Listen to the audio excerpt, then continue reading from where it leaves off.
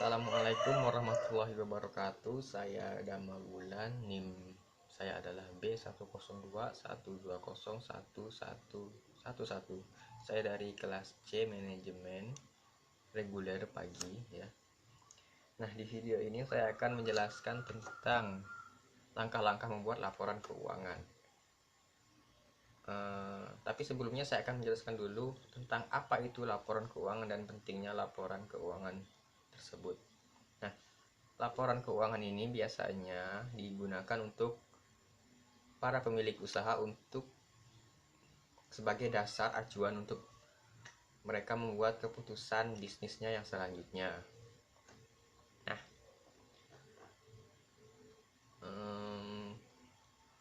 laporan keuangan yang biasanya digunakan ini ada tiga yang biasanya digunakan untuk diberikan ke publik atau ke pemegang saham ataupun ke karyawan. Itu pada umumnya ada tiga, yaitu ada laporan laba rugi, kemudian laporan perubahan modal, lalu ada juga laporan neraca. Nah, ini adalah catatan-catatan dasar yang bisa digunakan pada perusahaan. Mungkin bila di perusahaan-perusahaan tertentu itu ada beberapa macam lagi, tapi ini adalah dasar-dasarnya saja. Oke.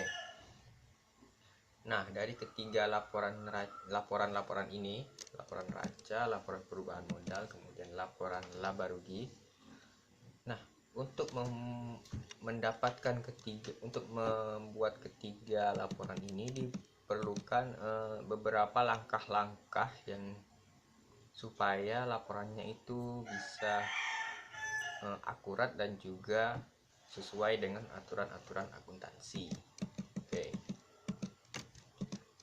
Nah, sebelum itu kita akan masuk ke seperti apa itu aturan-aturan catatan akuntansi. Nah, pada dasarnya untuk pencatatan dengan aturan akuntansi itu adalah seni atau teknik menempatkan angka-angka transaksi yang kita lakukan dalam sebuah perusahaan ke dalam akun-akun tertentu supaya nanti tercipta angka yang balance antara debit dan juga kredit. Nah, apa itu debit dan juga kredit? Debit pada dasarnya adalah segala hal yang menambah hak milik dari perusahaan tersebut. Ini terdiri dari harta dan juga beban. Bila harta seperti gedung atau kendaraan dan lain-lain yang dibeli oleh perusahaan, maka akan menambah hak milik dari perusahaan tersebut sesuai dengan harga dari harta tersebut. Misalkan gedung dibeli oleh sebuah perusahaan seharga 20 juta, maka harta dari perusahaan akan debit sebesar 20 juta. Kemudian ada juga beban. Nah, beban ini adalah segala pengorbanan yang dikeluarkan oleh perusahaan untuk menjalankan aktivitas bisnisnya. Contohnya adalah seperti beban iklan. Nah, beban iklan ini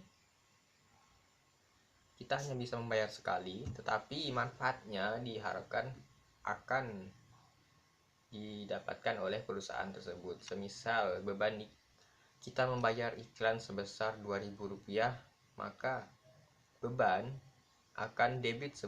iklan akan debit sebesar Rp2.000 juga. Kemudian lawan atau kebalikan dari debit adalah kredit.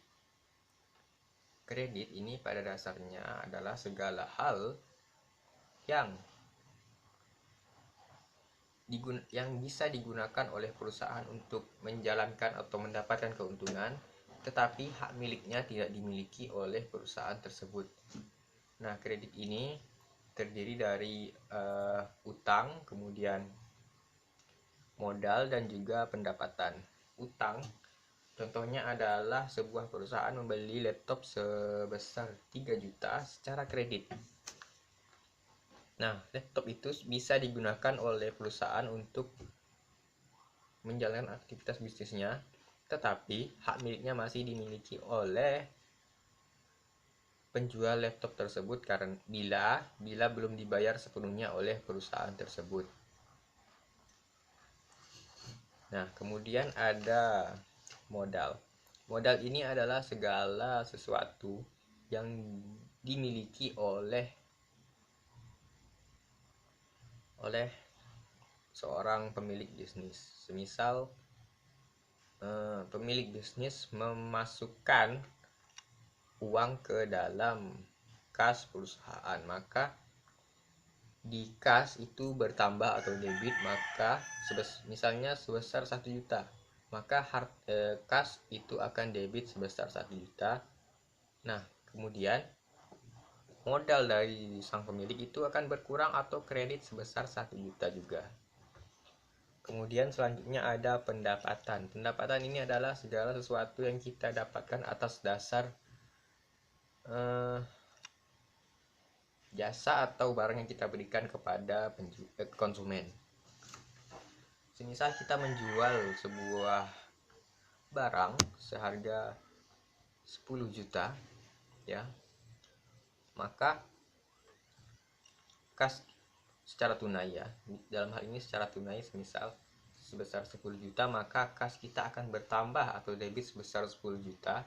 Kemudian pendapatannya kita akan berkurang sebesar 10 juta. Kenapa berkurang? Karena pendapatan ini berasal dari dunia luar, ya.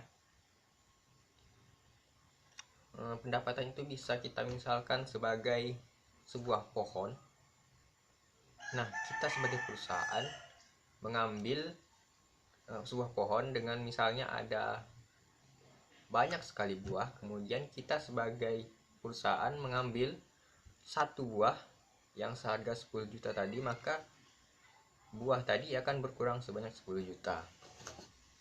Oke, saya rasa itu sudah cukup untuk menjelaskan tentang debit dan juga kredit. Saya akan langsung masuk ke langkah pertama dalam membuat laporan keuangan, yaitu tentang jurnal umum. Jurnal umum ini pada dasarnya kita mencatat segala transaksi yang dilakukan oleh perusahaan ke dalam sebuah jurnal, baik itu yang menambah kekayaan perusahaan maupun mengurangi kekayaan perusahaan. Dengan kata lain, baik itu kredit maupun debit. Nah, jurnal umum ini pada umumnya dicatat menggunakan urutan waktu. Jadi misalnya tanggal 1, kemudian tanggal 2, kemudian tanggal 3, dan seterusnya. Tetapi apabila ada yang terlewat, maka bisa kita catat saja setelahnya. Misalnya tanggal sudah sampai di catatan tanggal 10, tetapi ada transaksi di tanggal 4 yang lupa kita catat, maka kita bisa mencatatnya di bawah catatan tanggal 10 tadi. Oke. Di sini saya sudah menunjukkan contoh dari jurnal umum di sebelah kanan, ya. Nah, untuk membuat jurnal umum ini kita memerlukan informasi transaksi. Contohnya di sini saya menggunakan ayat-ayat soal, ya. Bila di kehidupan sehari-hari ini bisa berasal dari kwitansi atau struktur pembelian, struktur penjualan, dan sebagainya. Nah, untuk mencatatnya ini kita yang pertama-tama kita memasukkan dulu uang yang menambah kekayaan perusahaan atau menjadi debit. Semisal di tanggal 1 Oktober 2020, seperti di soal ini, Hartono menambah modal sebesar Rp2.000 ke kas bisnisnya. menambah modal sebesar Rp2.000 ke kas. Di sini kita bisa mendapatkan bahwa kasnya uang sebesar 2.000 ini masuk ke kantong perusahaan dalam bentuk kas. Nah, kas ini adalah bagian dari harta ya. Maka bila kasnya bertambah 2.000, maka dia akan debit sebesar Rp2.000. Kemudian, nah, kas Rp2.000 ini asalnya dari mana? Ini berasal dari modal Hartono sebesar Rp2.000 juga.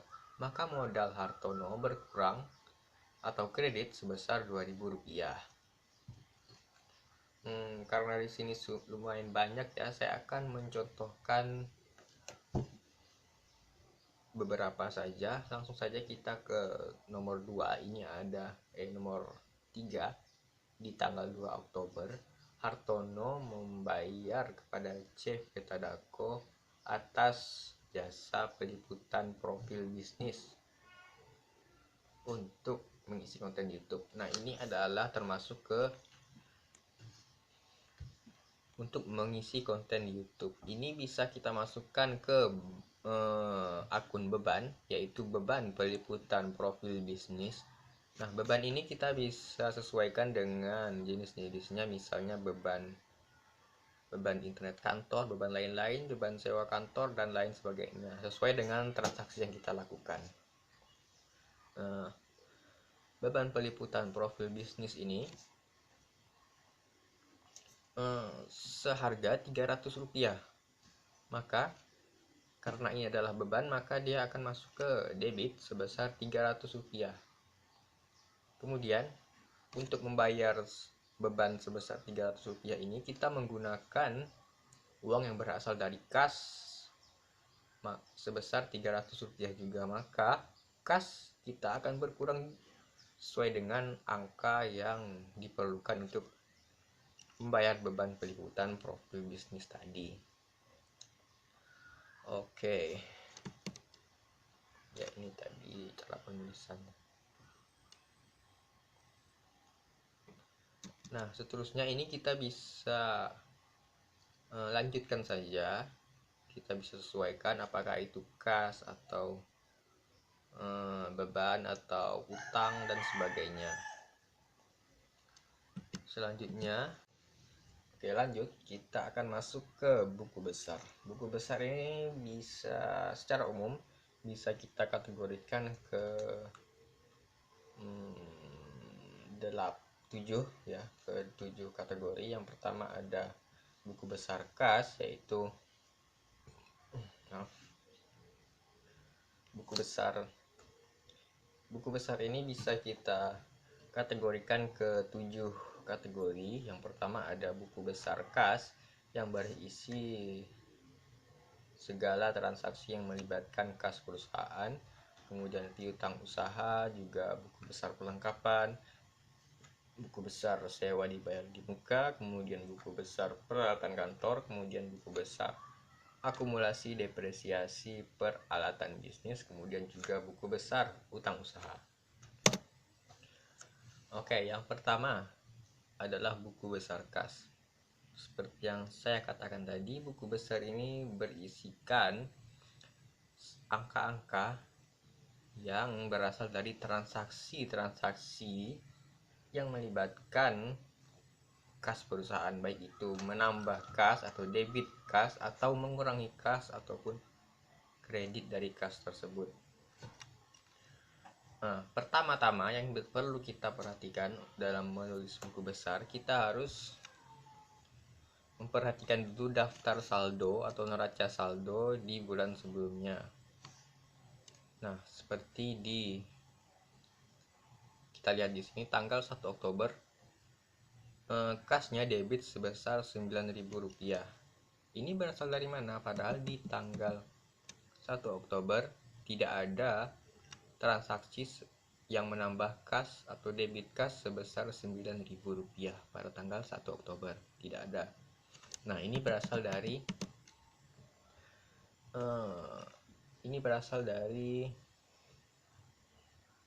neraca saldo atau daftar saldo perusahaan di bulan sebelumnya. Dalam hal ini adalah bulan sebelum bulan Oktober, yaitu ya bulan Agustus. Ini berasal dari bulan sebelumnya. Di sini kita bisa lihat kasnya pada akhir bulan itu adalah sebesar Rp9.000. Maka ini kita masukkan ke buku besar kas sebesar Rp9.000 di sini ya. Nah, kemudian barulah di baris selanjutnya kita masukkan angka-angka yang melibatkan kas dari jurnal umum di bulan ini, di bulan terbaru ini. Misalnya pada tanggal 1 Oktober ada debit sebesar Rp2.000, maka kita masukkan ke tanggal 1 Oktober dia debit sebesar Rp2.000. Kemudian di jumlah saldo ini kita jumlahkan dari saldo sebelumnya, yaitu 9.000 ditambah dengan aktivitas transaksi tanggal 1 Oktober yang terbaru, yaitu 2.000. Maka hasilnya adalah sebesar Rp11.000, dan seterusnya. Ini kita lanjutkan saja sampai ke tanggal 31 Oktober ya, sampai semua transaksi yang melibatkan kas itu dicatat di buku besar kas. Oke, bila semuanya sudah pas, maka hasilnya akan balance seperti ini. Kemudian buku besar yang selanjutnya adalah buku besar piutang. Nah, ini juga sama pada dasarnya. Kita melihat dulu saldo di bulan lalu, saldo piutang usaha, kemudian kita jumlahkan dengan, kita akumulasikan dengan transaksi piutang yang melibatkan piutang usaha di bulan ini, sampai kita mendapatkan nilainya, yaitu Rp10.000. Dan juga buku besar perlengkapan buku besar sewa dibayar di muka. Nah, ini karena sewa dibayar di muka yang kita miliki hanyalah tentang sewa kendaraan, maka kita bisa tuliskan sewa kendaraan dibayar di muka sebagai buku besar tersendiri. Tetapi nanti apabila ada transaksi lain, semisal sewa kantor dibayar di muka, maka kita ubah buku besarnya menjadi buku besar sewa dibayar di muka yang berisi sewa kendaraan dibayar di muka ditambahkan dengan sewa gedung dibayar di muka dan lain sebagainya. Ini juga sama, kita masukkan saja kas, misalnya debit sebesar 1.200. Bila tidak ada, maka kita jadikan saja jumlah totalnya adalah 1.200. Kemudian buku besar peralatan kantor, ya aturannya sama juga, tinggal disesuaikan saja. Dan utang usaha juga. Nah, utang usaha ini karena dia adalah kredit, maka bila dia bertambah maka akan bertambah di kredit. Kemudian bila dia berkurang maka itu berasal dari debit.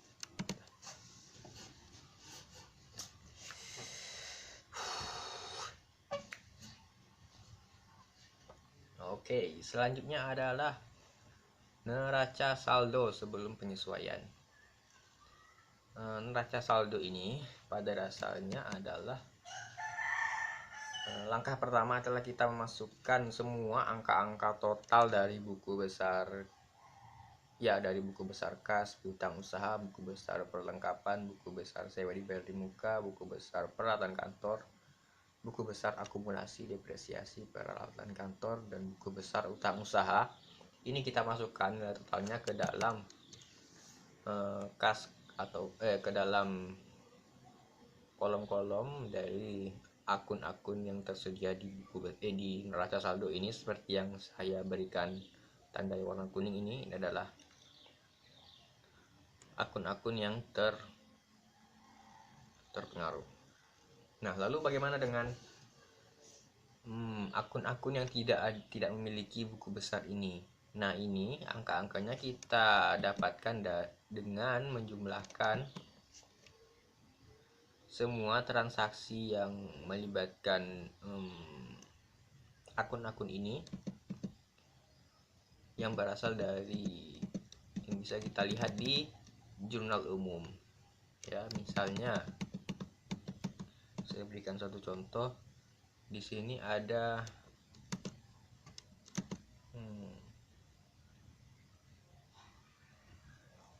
modal. Nah, modal ini pada bulan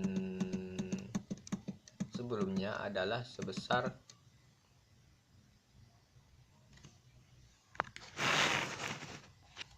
pada bulan sebelumnya adalah sebesar Rp14.820. 14.820. Nah, ini kita akumulasikan dengan jumlah modal. Seperti yang kita lihat di sini adalah modalnya berkurang lagi sebanyak Rp2.000 kredit. Maka karena ini kredit di bulan ini dia kredit sebesar Rp2.000, maka kita tambahkan dengan jumlah sebelumnya yang kredit 14.820, maka hasilnya adalah Rp16.820. Nah, seperti itu, kita sesuaikan saja. Oke. Langkah selanjutnya adalah jurnal penyesuaian. Jurnal penyesuaian ini kita lakukan biasanya di akhir bulan, di tanggal 31, 30, dan seterusnya, dan lain sebagainya. Nah, itu berfungsi sebagai tolak ukur atau evaluasi apakah ada kesalahan dalam pencatatan atau ada transaksi yang belum dicatat di alur-alur sebelumnya. Nah, seperti yang kita lihat di sini di poin 1, informasi perlengkapan kantor di akhir Oktober masih tersisa Rp200. Jadi di neraca saldo ini kita bisa lihat perlengkapan kantornya adalah sebesar Rp550.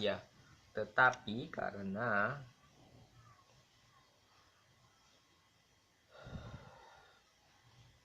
karena yang namanya perlengkapan itu pasti akan berkurang atau rusak atau misalnya laptop akan berkurang fungsionalitasnya seiring waktu, maka di sini per tanggal 31 Oktober perlengkapan kantor tersisa Rp200.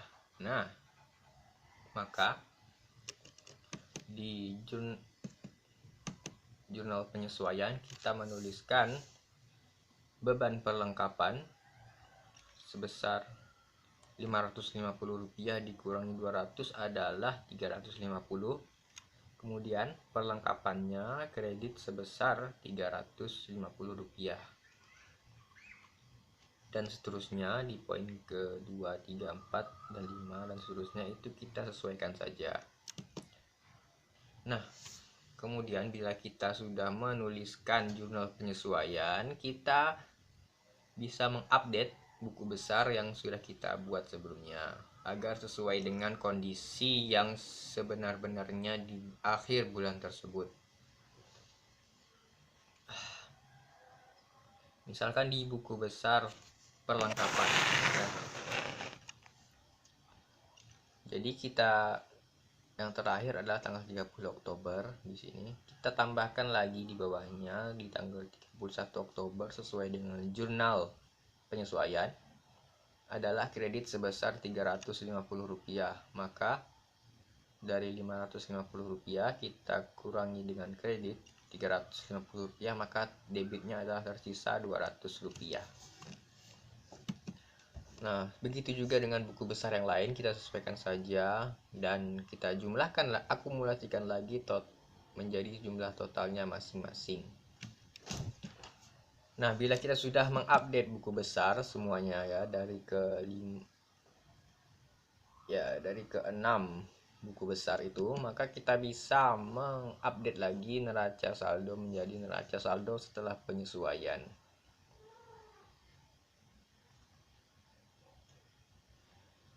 Nah, di sini kita masukkan saja. Di sini saya sudah memberikan warna-warna kuning. Ini yang menandai bahwa akun-akun ini mengalami perubahan yang disebabkan oleh penyesuaian-penyesuaian tadi. Misalnya di piutang usaha, jumlah totalnya berdasarkan penyesuaian menjadi sebesar Rp15.000. Maka kita sesuaikan di neraca saldo setelah penyesuaian. Dan seterusnya kita bisa lihat, kita sesuaikan saja akun-akun dan juga angka-angkanya sesuai dengan jurnal penyesuaian dan juga buku besar yang terupdate sampai kita bisa mendapatkan jumlah yang balance antara debit dan juga kredit. Di sini saya mendapatkan debit sebesar Rp73.270 dan juga kredit di angka yang sama.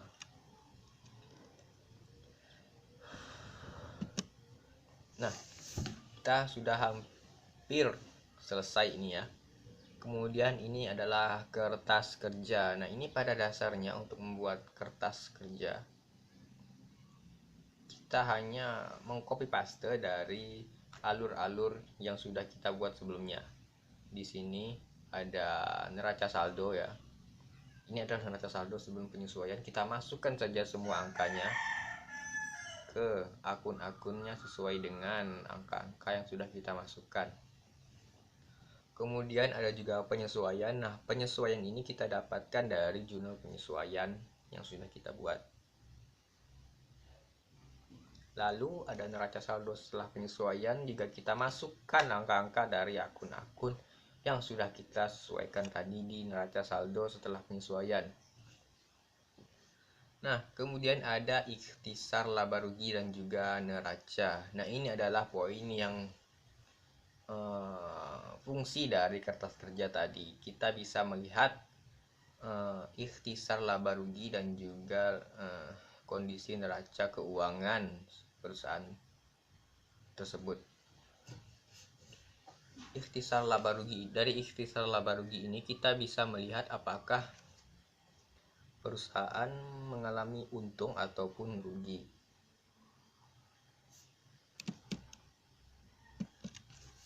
Nah, untuk membuat ikhtisar laba rugi ini, kita masukkan dari pendapatan jasa dari pendapatan sampai dengan beban lain-lain. Jadi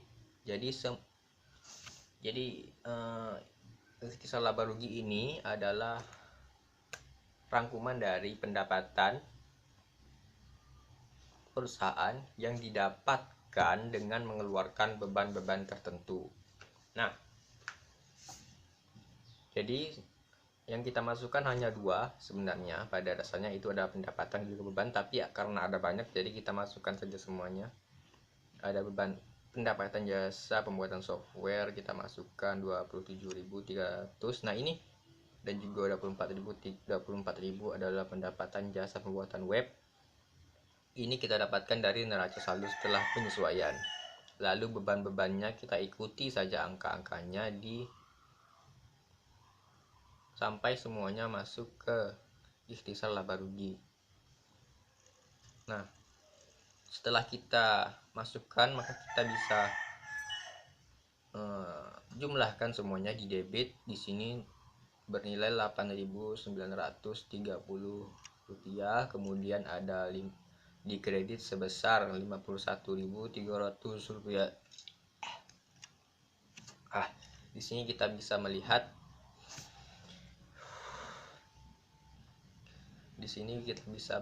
ada di debit sebesar Rp8.930, kemudian di kredit sebesar Rp51.300. Oke.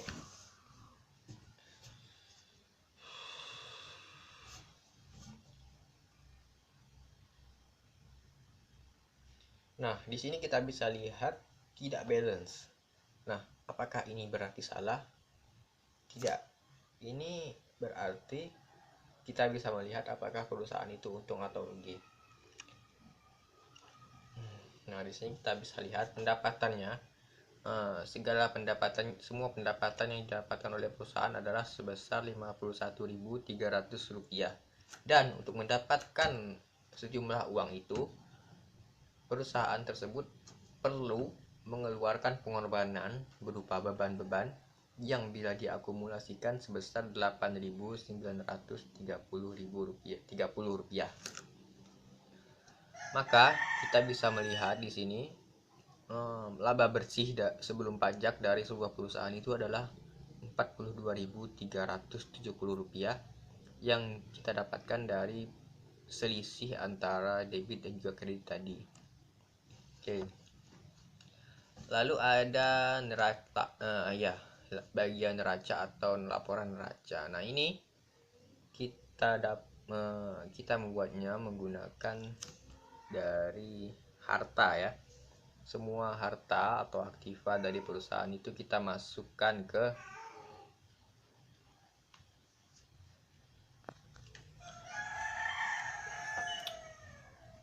jadi neraca ini kita dapatkan dari semua harta-harta perusahaan, kita masukkan ke bagian neraca ini. Nah, misalnya kita lihat di kertas kerja ini, akun-akunnya adalah dari kas sampai ke prive ya. Kita masukkan semua angka-angkanya ke dalam debit dan juga kredit sesuai dengan posisinya masing-masing.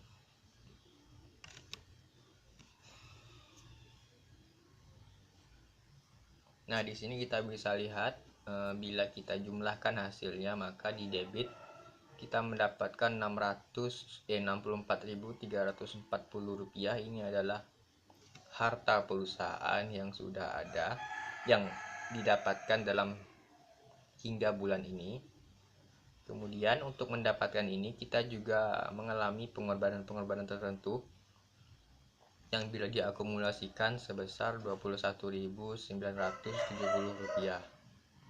Nah, maka kekayaan posisi keuangan saat ini adalah Rp42.370. Oke. Saya rasa sudah cukup untuk kertas kerja. Nah, kita sampai di laporan laba rugi. Ini pada dasarnya kita hanya mengcopy paste dari bagian ikhtisar laba rugi ya, dari kertas kerja. Kita masukkan saja semuanya sampai kita mendapatkan hasil yang sama, yaitu Rp42.370. Lalu laporan perubahan modal ini kita dapatkan dari yang pertama adalah modal. Jumlah modal pada bulan ini yaitu Rp16.820. Ini kita dapatkan dari neraca saldo ya, atau dari kertas kerja juga bisa, dari bagian neraca saldo setelah penyesuaian. Kemudian kita tambah dengan laba bersih yaitu Rp42.370. Ini kita dapatkan dari laporan laba rugi ya, di laba bersih ini bagian bawah. Kemudian kita kurangi dengan prive yang kita dapatkan dari kertas kerja, juga bisa di bagian neraca saldo sebesar Rp1.800. Maka modal Hartono di tanggal 31 Oktober adalah sebesar Rp57.390. Oke, yang terakhir adalah laporan neraca. Ini adalah rangkuman dari aset-aset dan juga harta-harta dari sebuah perusahaan tersebut.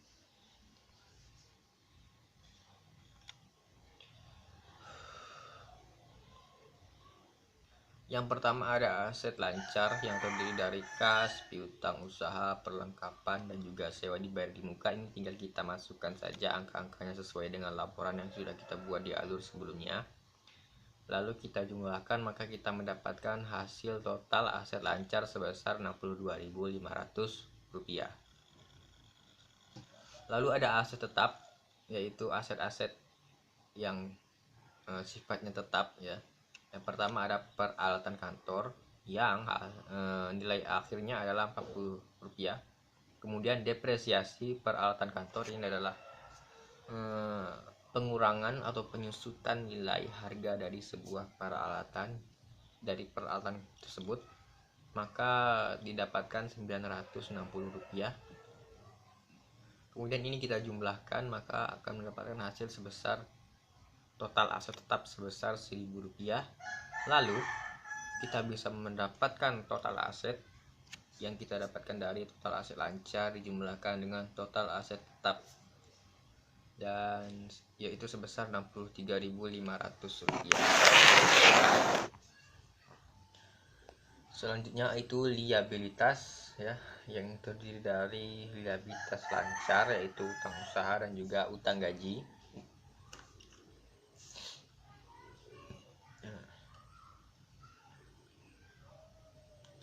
Utang usaha yaitu sebesar 1.100, kemudian utang gaji sebesar Rp50. Ini kita jumlahkan, maka total liabilitas lancarnya adalah Rp1.150.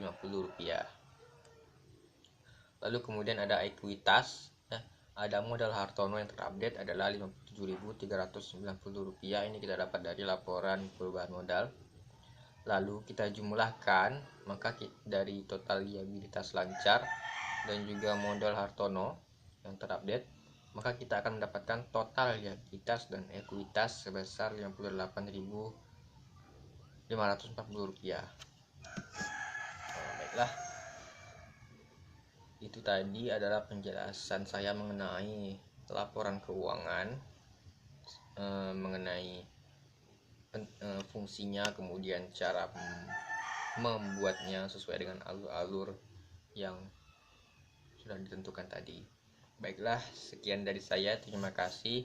Mohon maaf bila ada kesalahan atau kurang sopan, karena ini saya masih belajar. Mohon dikoreksi bila ada kesalahan agar saya bisa memperbaiki diri ke depannya. Baiklah, terima kasih. Wassalamualaikum warahmatullahi wabarakatuh.